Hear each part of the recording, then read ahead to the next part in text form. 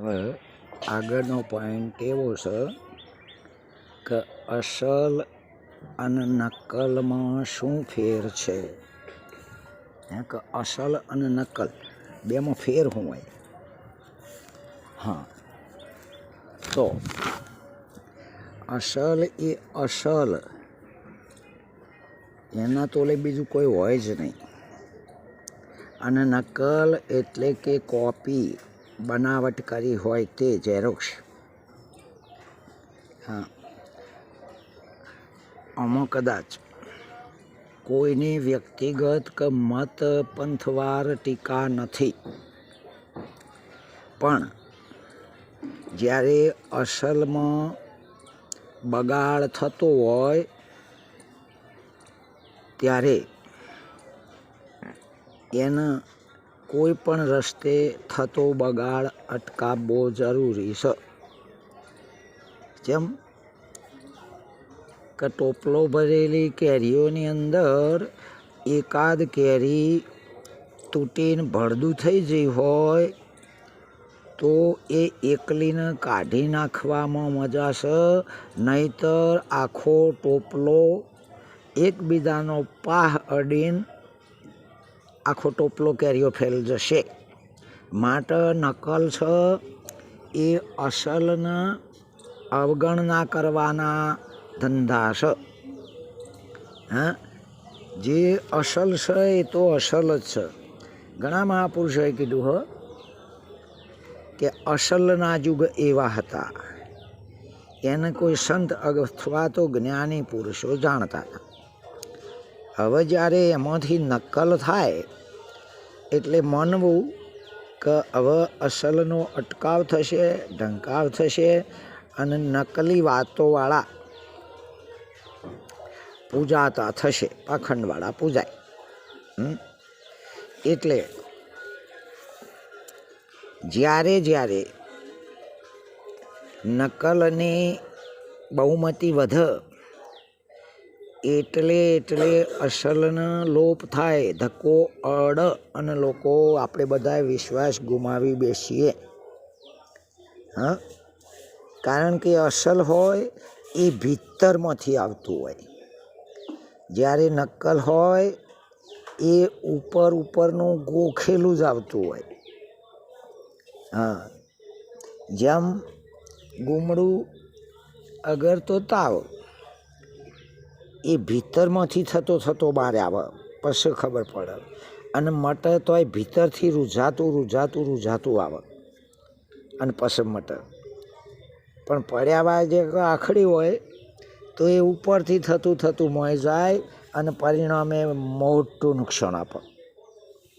હા, એટલે અસલમાં તો એકત્વ અદ્વૈત સ્વસ્વરૂપ ચૈતન્ય બ્રહ્મ નિજ આત્મા જ છે, જ્યાં કોઈ પણ દ્વૈત માત્રની પ્રતીતિ નથી, જેની કોઈ નકલ છે જ નહીં. તો પણ ઘણી વાર ધુતારા, ઠગારા, લૂંટાળા ભોળા જીવોને છેતરવા માટે નકલ કરીને અસલના નામની જાહેરાત કરતા હોય છે. હા, ભેળસેળિયા. અને પોતાના નકલ માલને વેચવા માટે અસલનો બોનો લઈને બૂમરાડ્યો કે હરાજીઓ કરતા હોય છે. પણ છેવટે તો એ બહાર પડી જવાના છે, કારણ કે અસલ એ અસલ. કારણ કે કોઈનાય ઢોંક પીછોડા છેવટે કાયમ માટે ચાલ્યા નથી. એમ ભક્તિમાં પણ અધ્યાત્મના બોને પોતાનો જ બોધ કે ઉપદેશ સાચો છે, જે બીજા કોઈને ખબર નથી. માટે તમે પણ છેતરાઈ ગયા છો. બીજાને એમ કે તમે કોઈ ગુરુ બરાબર મળ્યા નહીં, માટે ફરી વાર બોધ લેવાની જરૂર છે. આમ એકબીજાના ભાવોમાં આગ લગાડતા હોય છે. અસલ એટલે કે શું? મોણેક ચોકવાળા જ્વેલર્સ, અથગર તો હીરા. આ લોકો આવી બહાર આવીને બૂમ બરાડા પાડીને કે લારીઓમાં ભરીને વેચાણ કરશે ખરા? તો ના. આ તો બકાલા આગળ તો પડી રહેલો જૂનો હળેલો માલ જે કોઈ લેતું નથી એ જ જપતા નહીં. અને જો વેચી ના મારે તો બીજા દાડે માલ બગડી કે હળી જવાનો છે. ઘણાને તો ખંડન પદ્ધતિમાં એવી ફાવટ આવી ગઈ છે કે કોણ જાણે આ હિપ્નોટિઝમની અસર છે. અગર તો એમને નવું મંડન શું કરવું છે એ એમને પણ ખબર નહીં. એવું નક્કી જ હશે. ભલે કરવા દો, પણ કદાચ બધું જ ઉથલ પાથલ કરી દેશે તો પણ બીજો ચૈતન્ય, અગર તો બીજો આત્મા બ્રહ્મ કે પછી બીજો ઈશ્વર કે પરમાત્મા એ લાવવાના છે ક્યાંથી?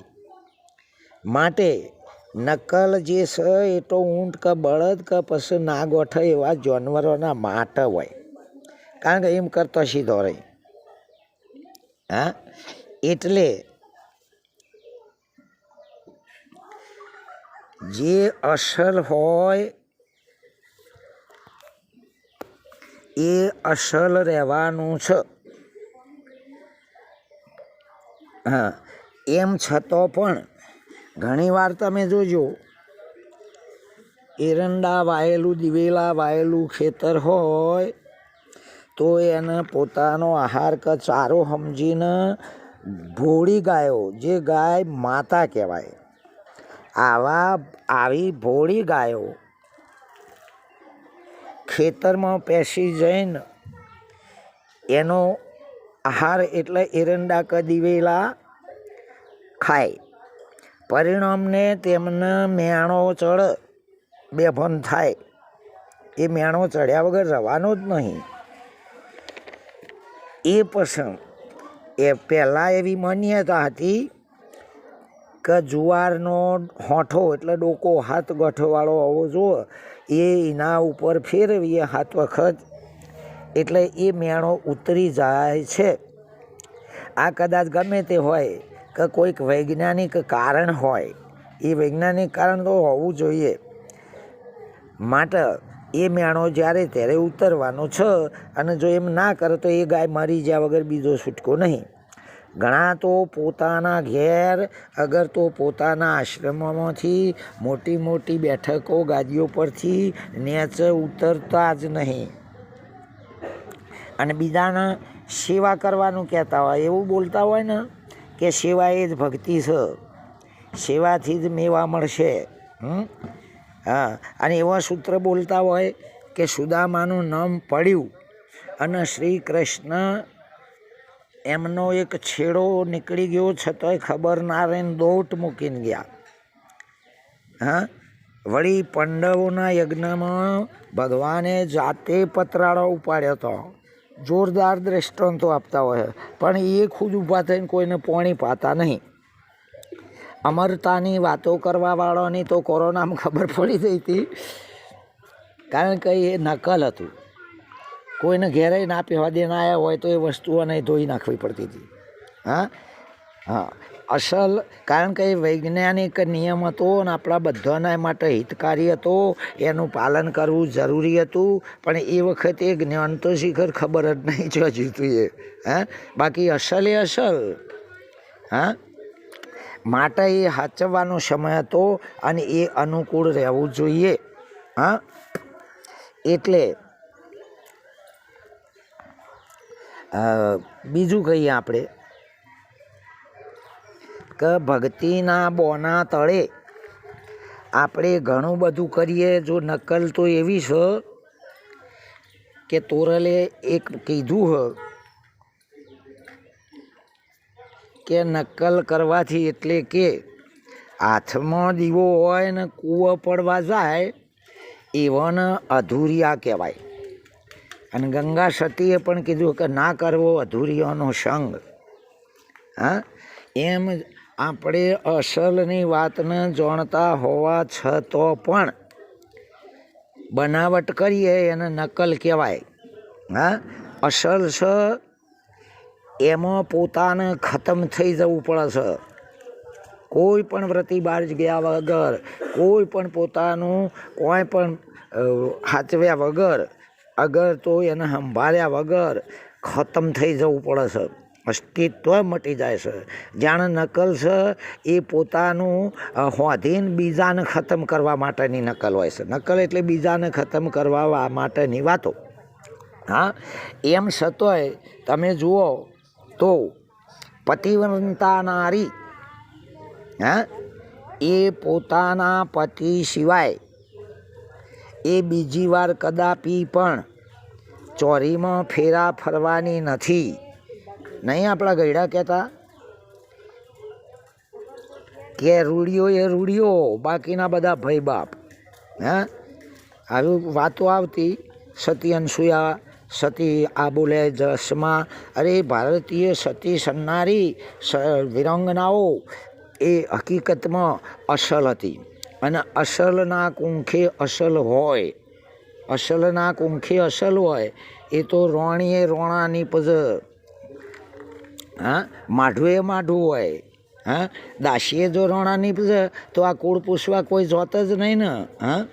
એટલે જેની સુરતા જેના પર ઠરી એ સુરતાને તોડાઈને બીજા વરગાડી દેવામાં વાસ્તવિકતામાં એ અઘોર પાપ લાગે. કારણ કે જેવો તેવો એના દિલમાં ભાયો એ એનો પતિ જ છે.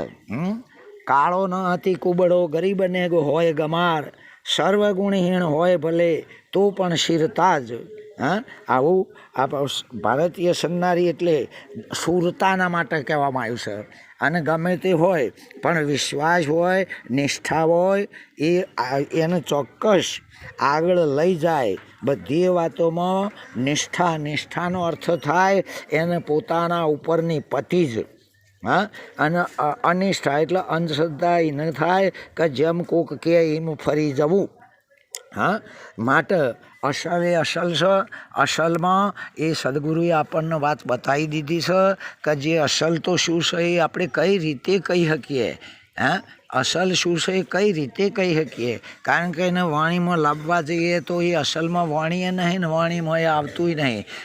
છતાંય પણ આપણા ગુરુ મહારાજે એ દ્રષ્ટિમાં ને દ્રષ્ટિમાં આવતું નહીં, ક્રિયા નહીં પણ ક્રિયામાં આવતું એ નહીં.